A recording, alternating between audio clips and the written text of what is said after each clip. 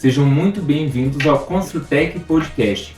Podcast que a gente vai falar de engenharia, arquitetura, construção civil, mas também inovação, tecnologia, empreendedorismo e liderança.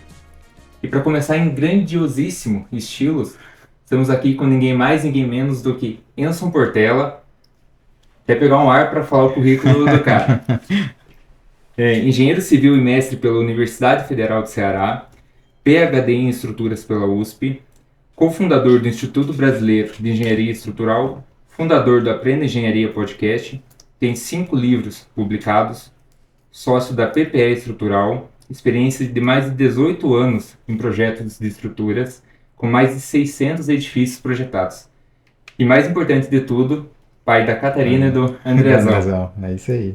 Enson, seja muito bem-vindo ao Construtec Podcast. É isso aí, cara. Obrigado. Para mim é uma honra estar aqui com você. Participei da Construtec e eu fico já com vergonha quando falo do meu currículo, porque é tudo verdade. É verdade, tudo aqui é verdade. Mas você olha assim para trás, a gente engenheiro tem essa mania de estar sempre olhando para frente, querendo mais, querendo crescer. E às vezes a gente meio que esquece as coisas que, quando começa a juntar o que olha que foi feito para trás, né? Você diz, pô, já fiz 600 prédios. Bom, se é de Guarapuava, talvez Guarapuava não tenha 600 prédios ainda, imagina. Não tem. Então é prédio pra caceta, mas só para contextualizar, como é que alguém com 16, 18 anos de mercado chega com 600 prédios, né? Isso é um trabalho feito em equipe, não é que eu tô lá sozinho. Então eu participo tem projetos que eu participo eu mesmo fazendo, muitos deles tem projetos que eu participo coordenando, mas sempre tudo sobre a minha responsabilidade, né? E aí a gente tem uma equipe grande, eu já trabalhei em um dos maiores escritórios, já fui sócio dos maiores escritórios do Brasil, que é a EPTA, e já coordenei uma equipe de 14 engenheiros. Então a equipe de 14 engenheiros entregava um prédio meio por semana. Aí você imagina, você passar anos com um prédio meio por semana, você chega aí nesses 600 prédios, né? Desses 600 prédios, imagino que são muitos que trouxeram vários desafios, mas conta uma história para nós, destaca um. Assim, cada prédio é uma sentença, né? Cada prédio é uma vida, porque quando você projeta estruturas, você tem sempre que você jamais pode confiar no resultado passado. Você fez uma coisa no passado, ela já não tem tanta, não garante mais que o próximo projeto vai sair certo. E a gente trabalha num ramo, né? O campo de projeto estrutural, ele é uma linha de atuação de um engenheiro. Eu costumeiramente digo que você não pode errar, não tem margem para erro. Obviamente que como ser humano você vai falhar e tal, só que você tem um processo, e é exatamente por isso que eu sempre defendo o engenheiro trabalhar em equipe. Então, quem está ouvindo a gente que quer trabalhar com engenharia estrutural, trabalhe em equipe, pelo menos com mais um ou outro engenheiro. Quem aqui está ouvindo a gente que é construtor, sempre dê prioridade a contratar projetistas que trabalham em grupo, nunca um cara que é pessoa, que é ali um freela ou que é um profissional liberal, sem querer, né, colocar demérito e tal, mas quando você está com um projeto estrutural que ele só tem uma pessoa olhando, só uma pessoa vendo, se por qualquer razão mínima passar alguma coisa de errado ali no cara, já era, vai para a obra errada. Então se a obra não pegar, que nem é função dela, você pode estar falando aí de um BO, né, de um sinistro mais complicado. Então o ideal é sempre você trabalhar em equipe. Eu sempre trabalhei em equipe, sempre trabalhei coordenando ou direcionando engenheiros e com protocolos muito bem definidos, muito claros, para a gente não fugir muito ali do que é o esperado em termos de comportamento estrutural. Eu tenho alguns casos interessantes, desde casos assim, de muito sucesso, como casos de ter problema, né? Até mais cedo a gente estava conversando. Eu tenho um caso muito peculiar de uma obra que uma viga quebrou um pilar, né? A viga se apoiando no pilar, era uma viga protegida, que quando puxaram e fizeram a tração dos cabos, teve esse incidente. A gente foi ver o FCK da estrutura, que era para ter dado com 5 dias 21 MPa, deu 12 MPa, né? E aí realmente saiu errado, aí foi um erro de obra, não foi um erro de projeto. Mas a gente tem bons casos aí também de prédios mais altos, prédios de 50 pavimentos, que a gente, né, desbravou assim uma certa área. Hoje a gente já fez alguns projetos bem altos, que aí você tem ensaios com túnel de vento, que é uma engenharia bem mais avançada, porque o efeito do vento já não pode ser considerado de forma equivalente estática, sem um ensaio propriamente feito.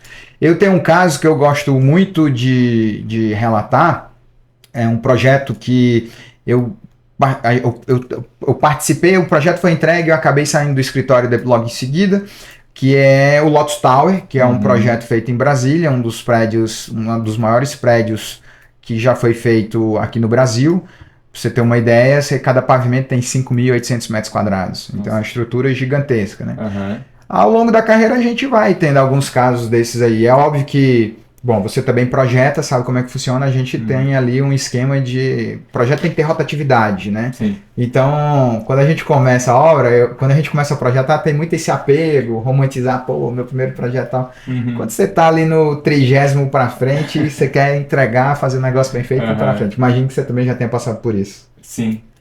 Você falou do Lotus Tower. Qual o sistema estrutural que vocês utilizaram lá? Lá foi uma laje lisa, né, protendida, apoiada em vigas. Eu não vou nem dizer que são vigas, porque na verdade elas não são exatamente vigas, mas são engrossamentos na laje por conta do vão ser grande, a carga ser grande, que lá é laje corporativa, não é pavimento residencial, então a carga acidental é mais alta. E tudo protegido, porque o concreto armado jamais viabilizaria ali. Eu tenho que me segurar para não ir pro lado da proteção, já que esse acaba sendo o meu dia a dia, né?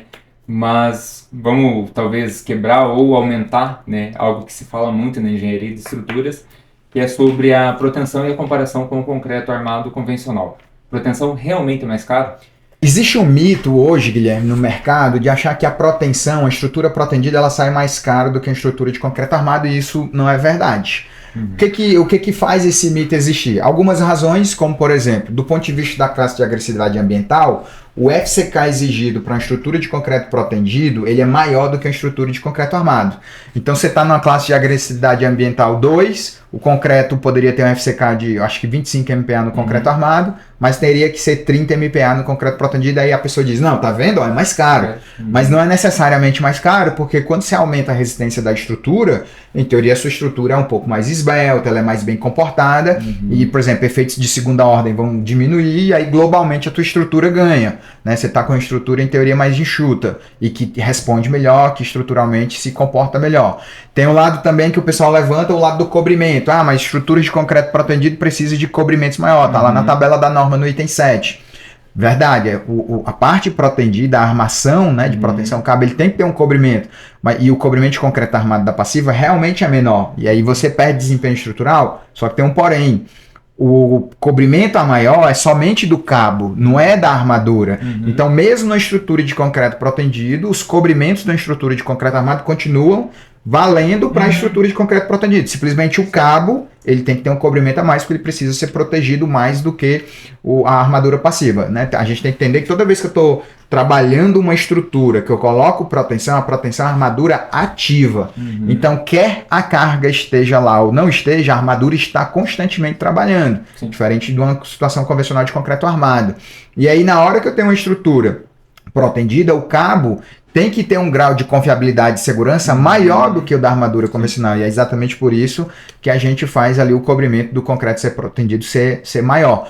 Mas isso torna tudo mais caro? Lógico que não, né? Na hora que eu boto a proteção, de novo, eu melhoro o desempenho estrutural, eu vou ter peças bem mais esbeltas do que numa estrutura de concreto armado. Você até me contou seu caso, que num prédio você trocou viga de 90 para viga de 40, 50, né? E aí viabilizou a sala do cara, o quarto do cara, você tem um ganho arquitetônico, perde a altura, mas aí a proteção resolve. Fica mais caro? Cara é não viabilizar o empreendimento, né? Claro é você vender o cara e ele tá lá tendo que mudar o tamanho da porta dele porque tem uma viga em cima da porta. Isso é que é caro, que aí é loucura. Exatamente. Então, assim, é um mito que essa ideia de proteção é mais caro. Você pode, inclusive, a gente há um tempo atrás, até passei esse dado para ti, a gente fez um levantamento, pegou 100 prédios em concreto armado e 100 prédios em concreto protendido. E aí levantou os consumos de cada situação. E você vê que em termos de custo, às vezes empata e às vezes a proteção sai mais barata do ponto de vista do material. Né? Então você tem, por exemplo, numa estrutura protendida, você tem menos jogos de escora, então você já tem uma economia, porque você tem uma velocidade de obra, o cara que está assim, lançou o prédio, vendeu os apartamentos dele. Pô, o cara, ele tem, já tá tudo vendido, então ele quanto mais rápido ele entregar a obra, melhor para ele, porque o capital de giro dele... Esse ciclo. Isso. E aí você entra na estrutura protendida, é muito mais vantajoso, mas muito mais vantajoso. Tem casos que concreto protendido perde pro armado? Tem. Estruturas de vãos pequenos, não faz sentido você protender. Se você tem uma estrutura que teu vão é da ordem de 4 metros, 4,5 metros, você resolve com a viga de 45 centímetros, Não faz tanto sentido você protender, a não ser o casinho ali, né, particular. Mas em geral você vai protender, hoje está cada vez mais normal as arquiteturas virem com vãos da ordem de 3 vagas de garagem, né? O pilar, cada 3 vagas é 7 metros e meio. Aí 7 metros e meio, você vai meter uma viga de 80 centímetros de altura, 75 centímetros, já não vai, que inviabiliza a arquitetura, né? Fica ruim para fazer o acabamento e tal. Aí a proteção resolve. Esse Legal. é o ponto. Pegando alguns pontos que você levantou aqui, questão do escoramento. Como que isso... Qual que é a diferença de uma obra, né, na parte de escoramento, uma obra do concreto armado com o concreto protendido? O lance todo está no ciclo, né? Tudo é questão de ciclo. Então o que é que vai acontecer? Numa obra de concreto protendido, via de regra, com 5 dias a gente já faz a proteção. 5 a 7 dias, mas normalmente com 5 dias. Então você imagina, você concretou a laje hoje, daqui a 5 dias você tem lá o seu FCK, seu FCD, né, no caso, bateu a resistência, o cara puxou puxou lá os cabos. Então, quando ele faz isso, você tem agora uma armadura ativa que aguenta mais carga temporariamente ali do que a armada. E aí é um fenômeno interessante porque as próprias escoras caem. Muitas vezes a própria escora, o cara tá no meio da obra e escuta, pau, uma escora caindo. Você já conta, dependendo do seu sistema, claro, né? Sim. E aí, como você tem esse ganho da velocidade, você trabalha muitas vezes com um jogo menor de reescoras, porque como você consegue redistribuir melhor a carga, que você tem que entender o seguinte: a quantidade de pavimentos escorados e reescorados não tem só a ver com o FCK. Às vezes você pode ter lá o FCK dando 20 dos 28 dias e mesmo assim tem que estar reescorado. Sim. Porque a reescora é, na verdade, para diluir a carga do pavimento que está sendo feito. Sim. Então, no jogo de proteção, essa diluição é mais garantida. E aí você consegue, inclusive, trabalhar com um jogo menor de escoras, em troca de ter a proteção. Na parte do escoramento, no sistema tradicional, a gente vê o pavimento que vai ser concretado, ser escorado 100%. Isso. De baixo 50%, o de baixo 25%, 25%. E por aí, exatamente. Né? Normalmente é isso que o... Mais ou menos, porque faz. Depende um pouco do sistema estrutural, mas para laje lisa... No caso da proteção, com as cargas, você equilibra, com a proteção equilibra as cargas de peso próprio da estrutura, né? Então a gente, em várias obras, trabalha com 100% o pavimento que vai ser concretado e 50% o pavimento abaixo. Mas tem até um estudo da Associação Brasileira de Proteção, até quero trazer eles aqui futuramente, fazendo reescoramento com apenas 25%. Nossa, então, muito bom. Você já trabalha com um jogo bem menor de escoras, num prazo, né, menor de tempo de execução da estrutura. Por que tem essa redução do prazo quando a gente utiliza a proteção? A gente tem que entender o seguinte: o projeto de concreto protegido, o engenheiro estrutural que faz a estrutura em concreto protegido, não é mais rápido o projeto. Então tem que ficar muito claro, principalmente aqui para quem escuta a gente que é construtor, que num certo sentido é mais caro para o engenheiro projetista projetar uma estrutura de concreto protegido do que armado. Tanto que assim como você trabalha, você prefere fazer um projeto em concreto armado do que protendido. É bem mais rápido. É bem mais rápido, né? A armadura, a forma foi aceita, você já pode... Inclusive, eu fatio o prédio, eu dou uma laje para um engenheiro, as vigas para outro, pilar para outro, e a gente faz o prédio rapidão. Agora, quando você faz proteção, ninguém pode armar nada até 100% da proteção estar resolvida.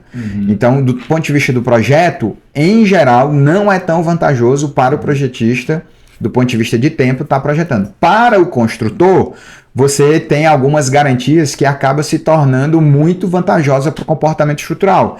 Entre elas, a durabilidade da estrutura que vem lá da norma de desempenho. Então, as chances de você ter problema na estrutura de concreto protegido, do ponto de vista de patologia, em geral, ela é menor. O que é que eu quero dizer para deixar muito claro, né? Porque às vezes a gente fica fazendo falsas promessas, parece que vendedor de carro. Não é isso. Mas o lance é que você imagina que a proteção você está adicionando um efeito de compressão ao concreto. E o concreto resiste bem à compressão. O ruim do concreto é estar tracionado, sendo que, como ele trabalha predominantemente a flexão, vai existir tração. Na hora que você bota a proteção, essa tração ela pode ser inclusive eliminada. Inclusive, a gente pode conseguir transformar a tração em compressão, o que é muito bom para a estrutura, porque estrutura muito comprimida, ela não fissura. Toda estrutura de concreto armada, ela vai fissurar. Eu brinco dizendo, existem 2 tipos de estrutura de concreto armado, as que estão fissuradas e as que vão fissurar. Não tem como, vai fissurar, vai tracionar em algum momento da vida útil dela, vai fissurar. as estruturas de concreto protendido não necessariamente. E aí, uma vez que eu não tenho fissura, eu aumento o desempenho dela, ela tende a durar mais, a durabilidade dela é menor, porque eu consigo, num sistema, através de proteção, segurar essas fissuras, né? E aí a corrosão é bem mais tardia. O lance da construção em si, dela ser mais veloz, tem um pouco a ver com o sistema estrutural, mas a proteção, quando você tem, por exemplo, o uso de laje lisa, você tem um assoalho só, é uma forma de fundo só, então o tempo de marcenaria ele é muito reduzido, você inclusive tem estruturas mais esbeltas, tende a ter estruturas mais leves, tende a economizar em fundação, porque o peso próprio realmente reduz, e aí você tem um efeito global favorável para quem constrói.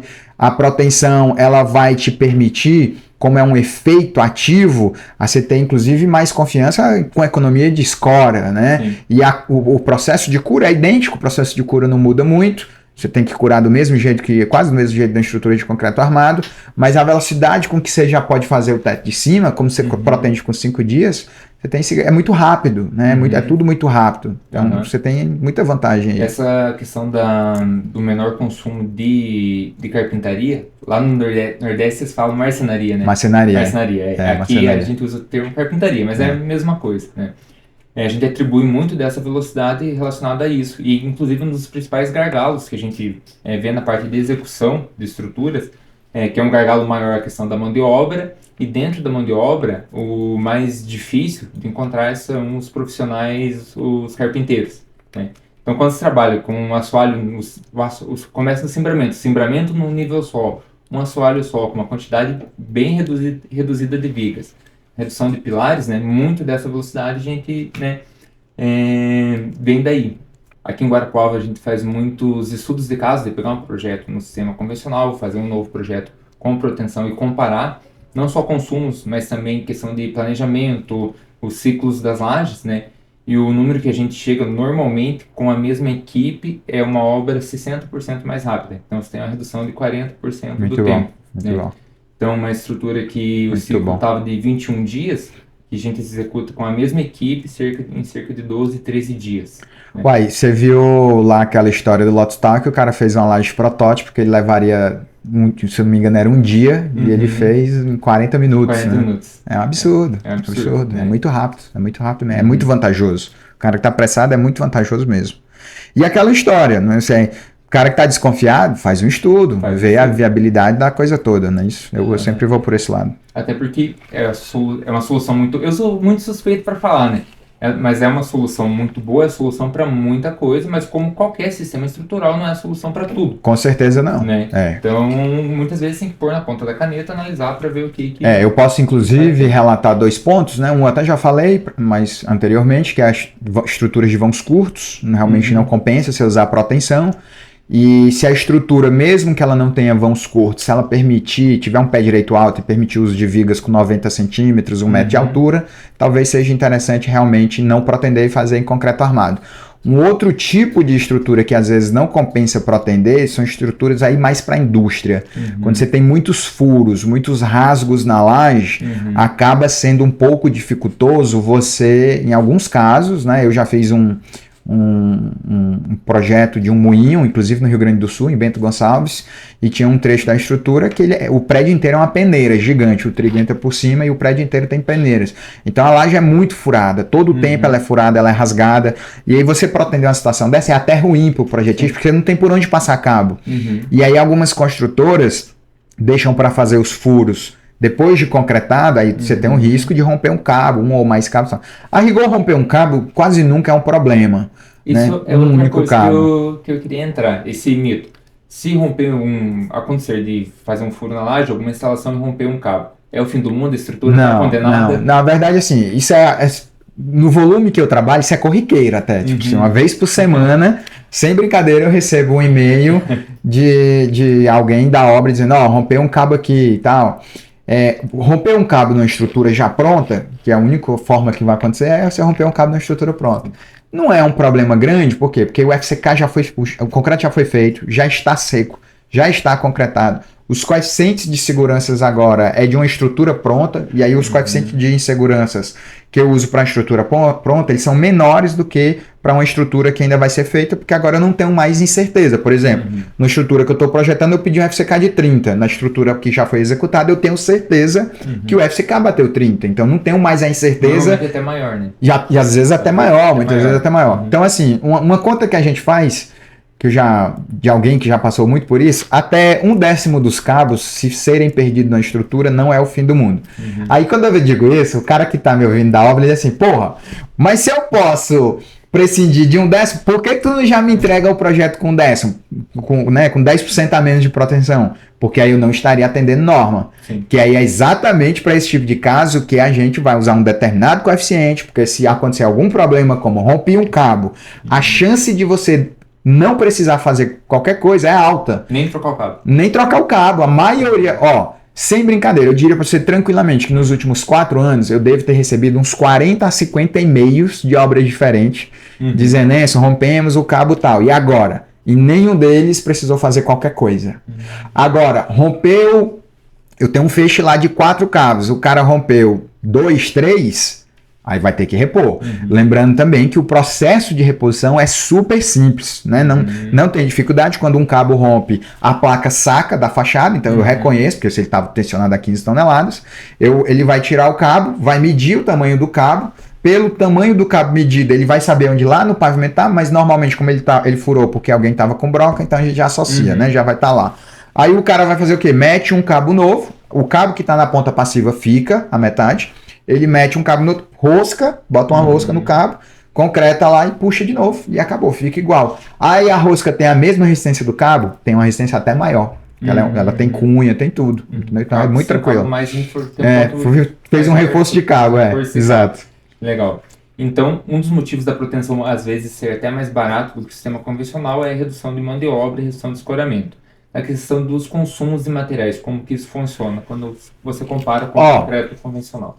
A gente já fez alguns estudos disso, Guilherme, e o que a gente normalmente observa? Se eu comparar o mesmo vão, né, se eu pego assim, eu vou fazer uma estrutura de concreto armado, eu lembro de um prédio que a gente fez em Rio Grande do Norte, em Natal, no bairro, me fugiu a memória agora, o bairro daqui, bairro Trairi, Rio Grande do Norte. E aí era um prédio de 31 andares. E a gente fez 3 versões dele para o cliente escolher a melhor. Fez uma versão só em concreto armado, com laje maciça, uma versão em concreto armado com laje nervurada e uma versão em concreto protendido com laje nervurada apoiada em viga faixa. Praticamente faz isso em todos os projetos. Pronto, que é o normal, né? Pronto, perfeito. Quando você vê os consumos, o consumo de concreto, só do concreto, de uma estrutura de concreto protendido, ele tende a ser ligeiramente menor. Tende a ser, nem sempre é, mas ele tende a ser ligeiramente menor. Só o volume de concreto. Aí o aço passivo dele vai ser muito menor do que uma estrutura de concreto armado. E o aço ativo dele, obviamente, vai ser muito maior, porque o ativo no concreto armado é 0. Quando você vai para o lado financeiro, que você vê que o aço, por exemplo, o aço ativo, normalmente ele é o dobro do valor do aço passivo. O que é que a gente espera na estrutura de prédio de concreto armado? Um consumo da ordem de 22, 23, 24 quilos por metro quadrado. É isso que vai dar, né? Quanto o meu aço passivo vai dar na estrutura de prédio de concreto armado? 24 quilos por metro quadrado. Qual é o mesmo consumo de aço numa estrutura de concreto protendido do mesmo porte? Passivo vai dar mais ou menos 14, 15 quilos por metro quadrado e o ativo da ordem de 3,5 a 4 quilos por metro quadrado. Inclusive, se você que é construtor, você que é engenheiro, se o seu consumo de proteção está dando mais de 5 quilos por metro quadrado, provavelmente tem alguma coisa errada, que você está fazendo alguma coisa errada, tá? Provavelmente. Mas aí vamos fazer continha de padeiro, ó. Se eu estou lá com 15 quilos por metro quadrado numa estrutura protendida, né? O consumo de aço passivo, e mais 4 quilos de concreto ativo, então 4 kg vezes 2, né, porque o custo é o dobro, é como se fossem 8 quilos, 8 quilos com 5 dá 23, então vai mais ou menos isso. Acaba que volta para o aço do armado. O que eu estou querendo dizer? Que em termos de custo, o consumo de aço, eles são muito parecidos. E o consumo de concreto na estrutura de concreto protendido tende a ser levemente menor. Tende a ser, tá? Muito cuidado, porque nem sempre é assim, mas a tendência, 85% dos prédios que a gente nota faz é mais ou menos isso. E tem a questão também do consumo de formas. né? O consumo de formas, aí depende, né? Porque se você fazendo uma laje lisa armada e uma laje lisa protendida, vai dar basicamente a mesma coisa. Se você está fazendo com vigas, uma estrutura de concreto armado com vigas altas e uma estrutura de concreto protendido com viga faixa, aí é óbvio que o protendido vai ganhar muito, mas muito, porque basicamente o índice de forma de uma estrutura dessa de proteção vai dar 1,2, 1,25, né, de metro quadrado de forma, metro quadrado de estrutura, 1,3, 1,3, né, porque tem os pilares. Enquanto na estrutura de concreto armado deve dar 1,4, 1,5, 1,6. Aí vai depender da estrutura, às vezes esses valores sobem, o concreto protendido bota ali 1,4, 1,5, o armado 1,6, 1,7. Vai depender de muita coisa ali, do tamanho dos pilares e tal, né? Nessa parte do consumo de formas, a gente utiliza muito aqui o sistema de viga faixa com laje nervurada. Que economiza muita forma. Que economiza muita forma, né? No total, em forma tanto de madeira quanto formas plásticas, que são as cubetas, né? E a gente também já sempre, né, vem medindo isso, do consumo de madeira, utilizar esse sistema estrutural, que as vigas têm a mesma altura da laje, cimbramento metálico em um nível só, a gente tem conseguido uma economia de 80% de madeira. Aí você economiza o madeirite, os pregos, a carpintaria, né? O lance da laje nervurada é muito bom porque você entra numa indústria, né? É praticamente uma fábrica, assim. Você tá com a laje nervurada, a chance de errar é muito baixa, porque tudo se encaixa ali, então não tem como sair errado. Você faz um prédio em laje nervurada, você tem redução do consumo, porque isso é uma estratégia estrutural, deixar a linha neutra na mesa. Então muitas vezes você tá fazendo, não sei quais são as mesas que tu usa aqui, tu pode falar, mas imagino que 5, 6 centímetros, né? Dá 4 a 6 centímetros. E aí as nervuras consomem bem poucos, basicamente para proteger o aço. E realmente, o fato do sistema ser todo industrializado, a sua chance de erro é praticamente zero. Uma tipologia de laje que a gente utiliza bastante aqui são as cubetas 80-80, nervura de 20 centímetros de altura e 5 de mesa. 25 no total. 25 total, mas que essa laje ela tem um consumo de mais ou menos 12 centímetros. Né? Isso é absurdo. Então é equivalente a uma laje maciça de 12 centímetros. Em consumo. Em consumo. Aí estruturalmente ela vai subir para um 18, 19. Exatamente. Né? Exatamente. Ou seja, tu tá com uma laje que a altura dela é 25, mas ela é nervurada, então ela consome o equivalente a uma laje de 12 maciça, mas trabalha como se fosse uma laje de 18. Muito exatamente. Bom. Laje nervurada é o bicho. Lá no Nordeste, qual que é o sistema? Laje nervurada apoiada em viga. Praticamente 100% dos prédios que você for, Pernambuco, Ceará a gente fez para mais de 100 prédios, Pernambuco fez alguns também, Rio Grande do Norte vários, Paraíba a gente não atua tanto, mas já fez alguns prédios para Aliança, e praticamente todos em laje nervurada apoiada ou em viga faixa, aí faz proteção, ou em viga alta e aí não faz proteção. Inclusive, quando a arquitetura possibilita um sistema que eu gosto muito em relação aos consumos, e executivamente é praticamente a mesma coisa, é o sistema de viga faixa, em um sentido, protendida, e laje nervurada unidirecional. Com um tapa-nervura, né? Com um tapa que aí a economia é lá em cima. Aí não tem competidor, porque é realmente muito vantajoso. A gente faz muito estacionamento de prédio, assim, muito estacionamento, que é muito vantajoso mesmo. O consumo é lá embaixo. A gente está com um edifício agora, no momento, que ele tem 3 linhas centrais que a gente fez as vigas faixas e a laje nervurada unidirecional no outro sentido, protegida também. Então tem vãos ali de 9 metros nos 2 sentidos. Aí você já vai para uma laje maior também, né? Laje maior, uma laje de altura maior, de maior. 30 centímetros, 30 e poucos centímetros. De 25 e 5, vai para 30. Vai para 30, exatamente. Mas é muito bom, é muito bom. Outro mito ou verdade sobre a proteção é a questão da segurança.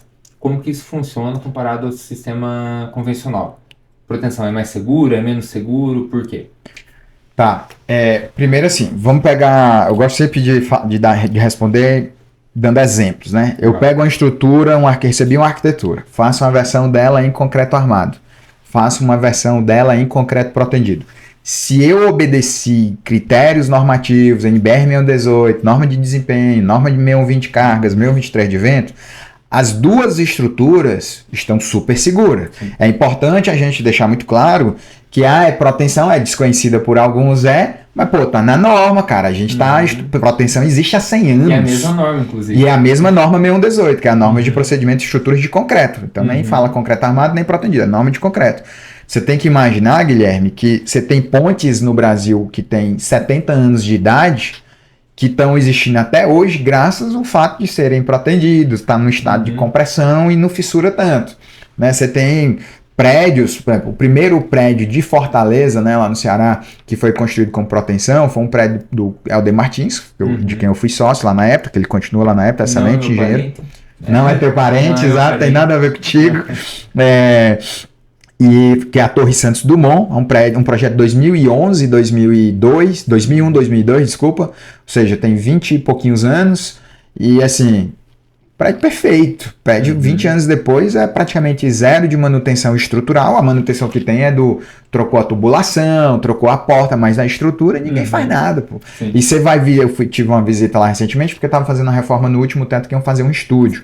E você olha para a estrutura, ela está literalmente perfeita, intacta, sem nenhuma fissura, 23 anos depois, ali num corredor que dá para praia, que pega vento, que pega maresia. Então, assim, é extremamente seguro. As duas estruturas vão ser muito seguras, tá? Porque você que é construtor, quem trabalha com projeto, segue norma. Então, quando eu faço projeto, quando você faz um projeto, a norma que eu sigo é a mesma da sua. E quando a gente cria uma norma, que é um comitê que cria uma norma que avalia tudo, a gente define coeficientes de seguranças que se a gente e o projetista utiliza o que está no texto normativo, você atinge um grau de confiança que para a norma é aceitável. É exatamente por isso que a rigor você não vê prédio caindo toda hora, porque senão se cada um faz como quer... Principalmente por erro de projeto. Principalmente por erro de projeto, sim. Então assim, não, gente, aí é deixar muito claro, né? O cara projetou segundo a norma, a chance é zero de dar problema? Não. Mesmo eu obedecendo a norma, eu ainda tenho chance de ter erros. Quem tá ouvindo a gente provavelmente já andou de avião. Você pega um avião, é zero chance do avião cair? Não. Você vai subir uma escada, é zero chance de você cair da escada? Não é. Você pega o seu carro, é zero chance de você bater o carro? Não. Mas a probabilidade é tão baixa, tão baixa, tão baixa, que você não muda o seu custo de vida. Né? Eu vou passar férias na Europa. Não vou porque é de avião. A não ser que você tenha um medo, assim, patológico e alguma coisa. Todo mundo vai. Por quê? Porque você não vê o negócio caindo toda hora.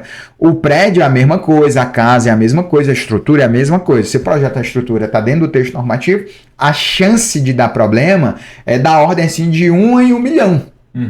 10 a menos 5, 10 a menos 6, é um negócio bem baixo, dependendo do critério que eu estou adotando, é para isso mesmo, 10 a 1 milhão, 10 a 100 mil, então assim, em geral, a chance de dar problema é muito, muito baixa. E a diferença entre armado e protendido? Praticamente não. A mesma segurança que eu tenho na estrutura de concreto armado, do ponto de vista normativo, é o mesmo grau de segurança que eu tenho na estrutura de concreto protendido. Porém, tem um detalhe. Sabidamente, a estrutura de concreto protendido, isso é provado, não é que eu acho que eu estou dizendo, é provado isso, ela vai fissurar menos. Aliás, o item da norma deixa muito claro lá. Quando eu estou numa estrutura de concreto protendido, o meu limite de fissura é zero.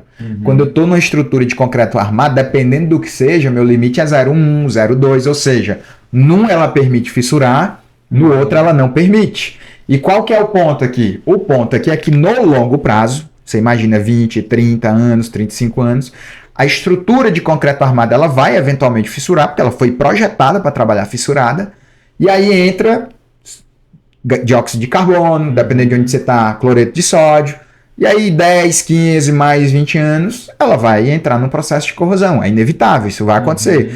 Tanto que isso vai acontecer que hoje, eu diria para você que 90% dos problemas estruturais que existem em concreto são de corrosão. E a estrutura de concreto protendido? Meu amigo, nem a pau que ela fissura. Você volta lá, que nem... Por isso que eu falei da Torre Santos Dumont. Volta lá 24 anos depois, não tem uma fissura no prédio. É impressionante. Por que acontece isso? Porque eu tenho um estado ativo de força de compressão que não deixa o concreto fissurar. Então, se bem projetado, a estrutura de concreto protendido ela tende a ter menos problemas de corrosão e, portanto, em teoria, uma vida útil maior, tá? Do que uma estrutura de concreto armado. Tem até a questão da segurança. que a gente fala, que é a questão da estrutura protendida ser testada, né? Porque você faz a proteção ali no concreto jovem, com 5, 7 dias, quando ele atinge 21 MPa, e cada cabo, 99% das obras, a gente vai utilizar o cabo de 2,5 milímetros, 190, 190 MPa, que é 190, 15 toneladas. Isso, 15 toneladas. exatamente, vai aplicar uma força de 15 toneladas por cabo. Já faz uma prova de carga. Faz uma prova de carga que dificilmente, lógico, vai depender de cada estrutura, tua estrutura vai ser submetida tão jovem a uma carga parecida como essa. Perfeito. Então, ocorreu tudo bem ali no ato da proteção, dificilmente você vai, né? Você já testou o teu concreto, né? E também, se tiver algum problema, por exemplo, na questão da concretagem, você vai saber isso já na hora da proteção. É mais barato para arrumar do que depois o prédio tudo pronto, com acabamento feito. Com gente dentro. Com gente dentro. Aí tá louco. Exatamente. Então, você não tem nem com o que comparar, é isso mesmo. Você também falou sobre a questão de pontes com proteção. Você pode explicar para a gente qual que é a diferença, primeiro, entre a proteção aderente e não aderente, qual que é a diferença da proteção em uma ponte para um edifício? Basicamente, o que vai acontecer? Nós temos hoje no Brasil 3 tipos de proteção. A proteção sem aderência, a proteção com aderência posterior e a proteção já que é chamada de pré-tração. Essa terceira não nos interessa, que ela é basicamente para pré-fabricado. O cara tem uma máquina lá que ele estica o cabo, já deixa o cabo todo esticado, e ele concreta com o cabo esticado. Aí depois ele corta o cabo, ancora, aí o cabo vai querer voltar, então ele comprime a peça. Então basicamente só é feito em fábrica, porque eu preciso da esteira da fábrica, e aí o pré-fabricado é feito assim. Então não nos interessa aqui, porque nós já estamos na estrutura, construção convencional, né? Só aproveitando, então, já que você tocou no assunto, aqui na região o pessoal às vezes confunde a laje com a vigota protendida, que é feito nesse sistema, com a proteção não aderente. São coisas completamente diferentes. Completamente diferentes. Depois até para você explicar um pouquinho a diferença entre os dois. Mas assim, hoje no Brasil inteiro, qual é o tipo de proteção que é mais utilizado nas construções residenciais, comerciais e tal? Sem dúvida nenhuma, a proteção não aderente. Que é aquela, ela tem uma bainha mesmo, que é aquela sua mangueira que você usa para lavar seu carro. Tem aquela uma bainha, uma mangueira que ela está em volta de um cabo. Entre a bainha e o cabo existe graxa, que é para reduzir o atrito, né, para não ter atrito do cabo com a bainha. Para que serve a bainha? Basicamente para evitar que o cabo vai aderir ao concreto, porque na hora que eu concretar, o concreto abraça a bainha, então a bainha cola no concreto, na massa cimentícia, e o cabo fica solto dentro.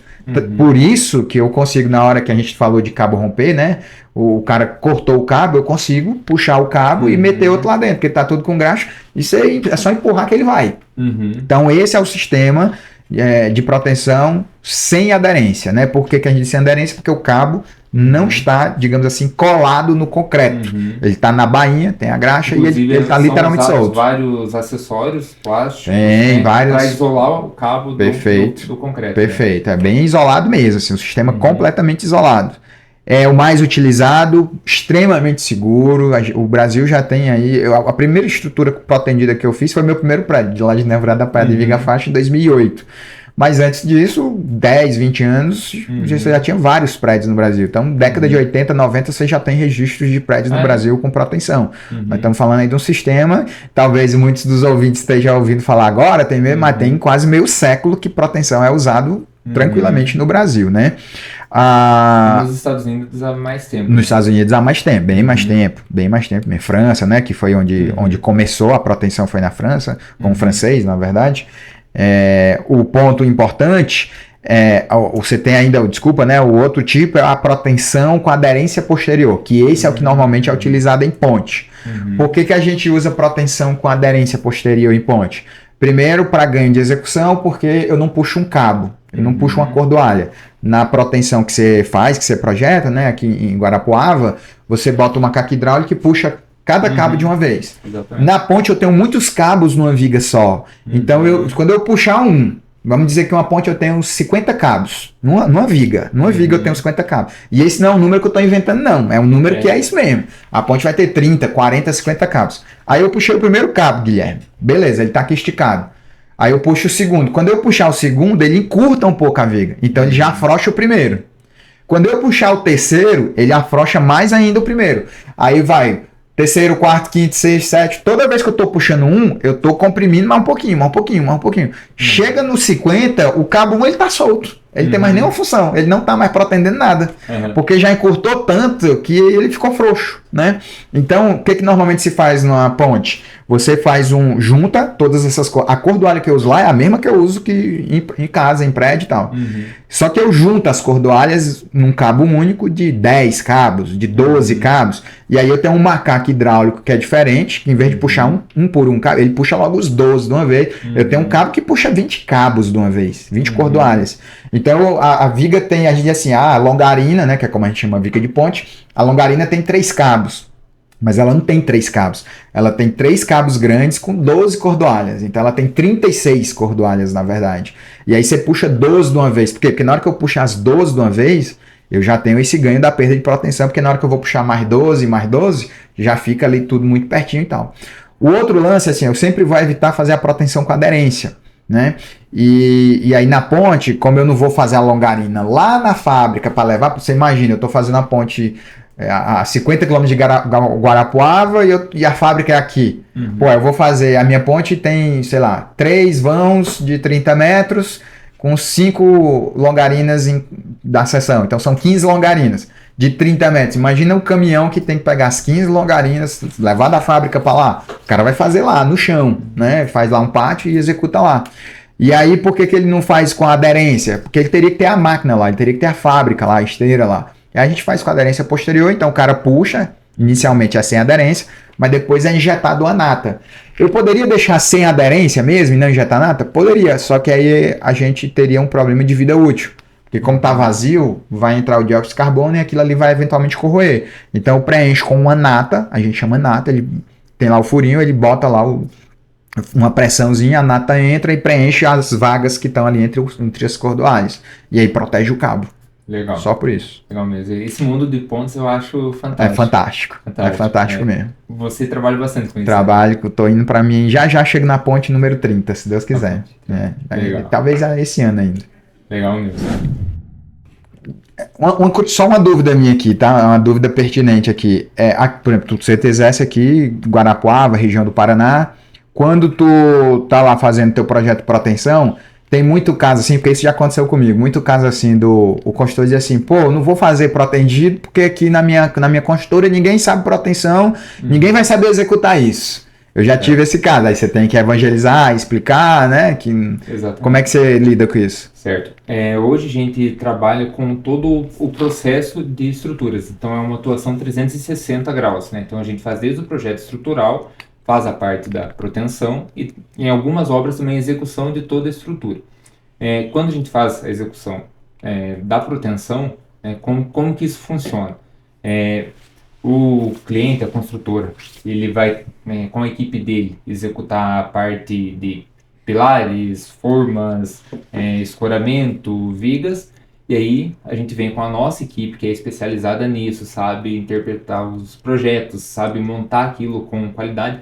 Inclusive a gente trabalha um pouquinho diferente do mercado, que normalmente uma empresa de proteção manda um técnico para a obra que faz a marcação e instalação dos cabos, mas a parte de posicionar os cabos e fazer a instalação mesmo o pessoal da obra que faz, né?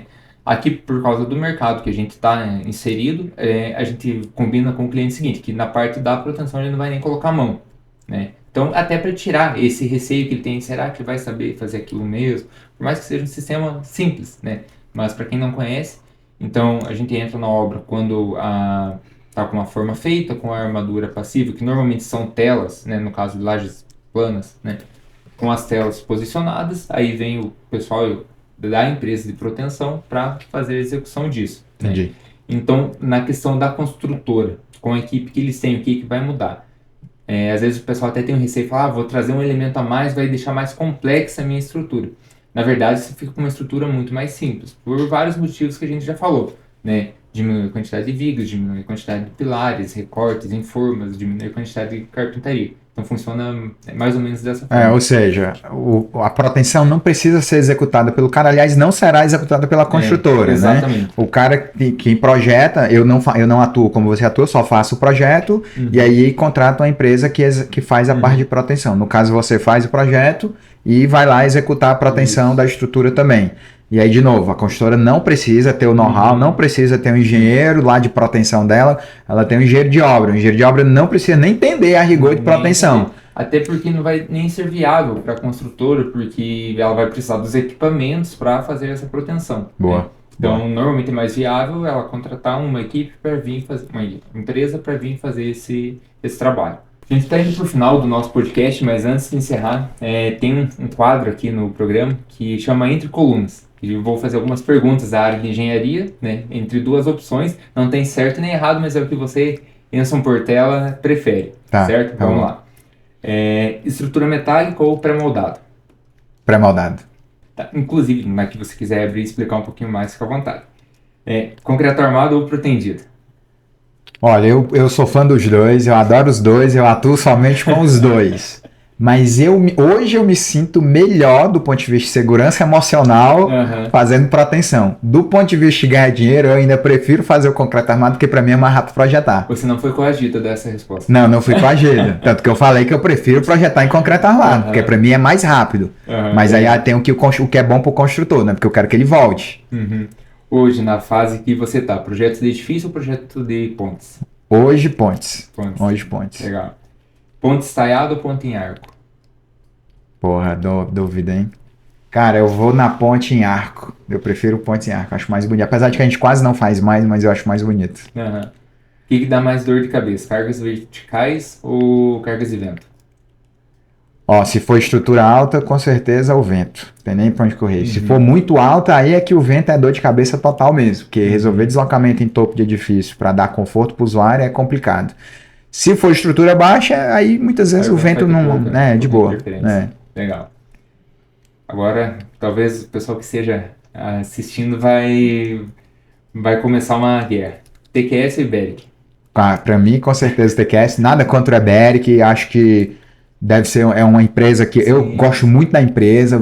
Sigo eles no Instagram. Legal. São caras empreendedores, caras muito bons. Mas por uma questão mesmo de comecei minha vida de estágio no TQS. Eu peguei o TQS na versão 10.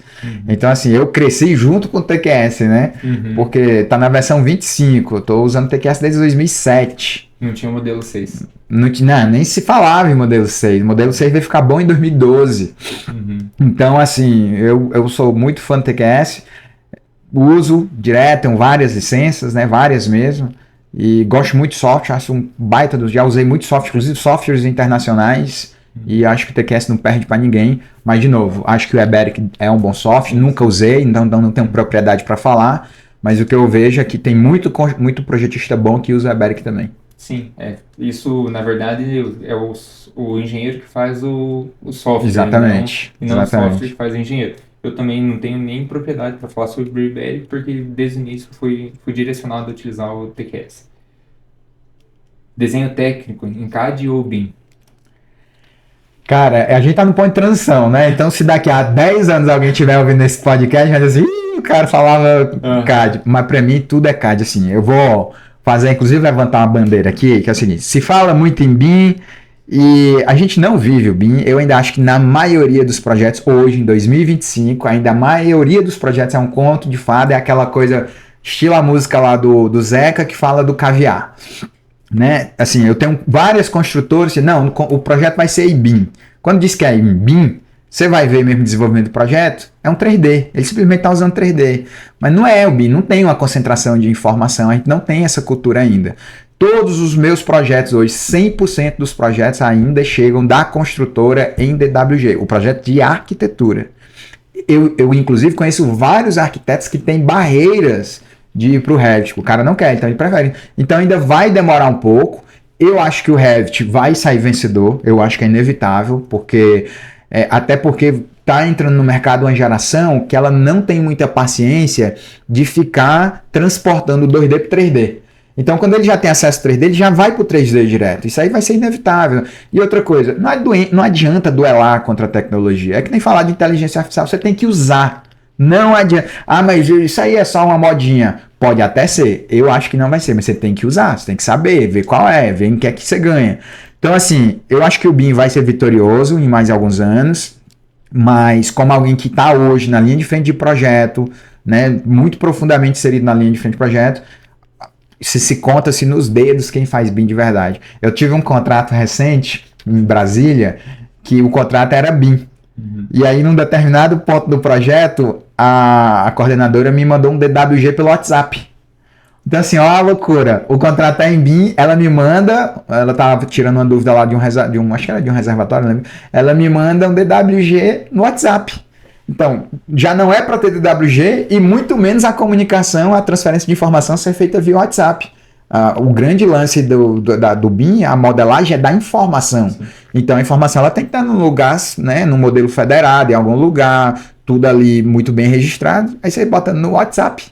Não faz sentido. Não faz sentido. Né? A gente veio para quebrar um mito e quebramos 2. Mas, de novo, eu acho que o BIM vai ser vencedor e quem está me ouvindo aí que está começando a carreira, aprenda a Revit que vai ser diferencial. Vai ser uma base de desenho técnico também. Com certeza. Com certeza. Faz muito bem. Senão não sabe nem desenhar uma escada, nem ler o projeto da escada direito. Fica a dica pro Léo, nosso. Lá, te cutucou aí. A última, prazo apertado ou cliente indeciso?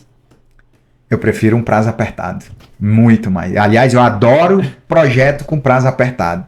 Porque é o projeto. Assim, você ganhar dinheiro em projeto, você tem que ter fluxo. O projeto tem que entrar e tem que sair. Entrou, tem que sair. Então eu prefiro passar ali pelaquela tribulação momentânea de ter que entregar logo, mas fatura logo, fica tudo certinho. E o tempo, né, o prazo curto, faz o contratante tomar decisão rápida. Então eu gosto disso. Legal. Para a gente encerrar, então, Enzo, quero agradecer mais uma vez a presença aqui para nós nesse episódio piloto, nosso primeiro episódio, trazer um cara da tua grandeza na engenharia de estruturas do Brasil. Quando eu vou falar do Enzo, eu sempre falo, hoje na engenharia de estruturas deve estar entre os top 3 engenheiros do Brasil. Obrigado. Então, brigadão mais uma vez pela presença, não só aqui no podcast, mas também no nosso evento que está acontecendo durante esses dias. E é uma honra enorme ter você aqui. Imagina, cara. Eu fico até sem graça aí de ouvir tantos elogios. Muito obrigado. Para mim é uma honra. Conte sempre comigo. E quem tá ouvindo a gente aí, se é de região, entra em contato aí com a Estrutures, né? Faz teu projeto aí legal. Mais uma vez, muito obrigado. Eu espero em breve voltar com a minha família. Eu gostei muito da cidade, gostei muito daqui. Gostei, inclusive, muito do evento. Fiquei surpreso com o evento, né? Quem é da região, participe da Construtec, imagino que vai se tornar um evento provavelmente anual, está se tornando, né? Sim. Que eu realmente me surpreendi com o tamanho do evento, né? Muita aderência grande da galera. Legal, que bom. Eu trouxe uma lembrança. Eu trouxe para você uma camisa lá do IDE, já que você está entregando aqui, deixa eu pegar aqui. Pega aqui para essa câmera. Engenheiro estrutural operando milagre a todo momento, lá do Instituto Brasileiro de Engenharia Estrutural, o IBE, lá da nossa pós-graduação. Valeu. Vai, abre agora aqui? Pós-graduação que eu sou aluno, tá? Aí, bonito. Abre, é para abrir mesmo? Pode abrir. Pode abrir. Deixa eu abrir aqui. Ó, café, a gente sabe, passa por uma fase no Brasil aí, hein? Cafeteira, plaquinha de ancoragem em modo chaveiro, ó, eu elogiei isso aqui, bem legal hoje. Muito bom isso aqui. Legal. Xícara da Estruturas, porra. Obrigado, hein? Vou voltar com sobrepeso na mala. E ainda a cervejinha aqui da Estrutura. Está entrando no ramo cervejeiro. Também. Muito bom. Muita coisa aqui. A camisa. Tô vendo aqui. Olha aí. Time Construtec aí. Show. Muito bom, cara. Muito obrigado. Nelson, pra gente encerrar então, dá uma dica de um livro, um filme, não precisa ser de engenharia, necessariamente. Tem que avisar.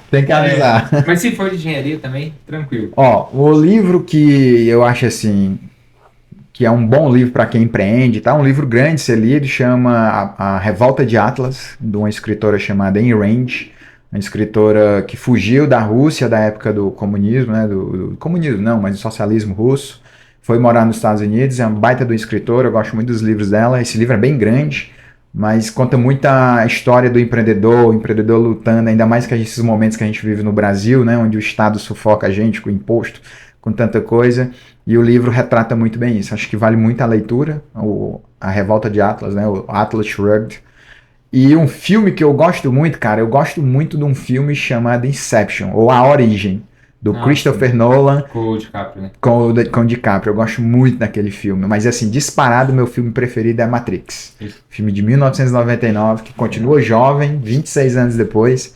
E eu acho um filme que eu já assisti, acho que para mais de 20 vezes esse filme. Você acredita que eu nunca assisti? Cara, é muito bom. Você tem que ver. Os 3 são bons.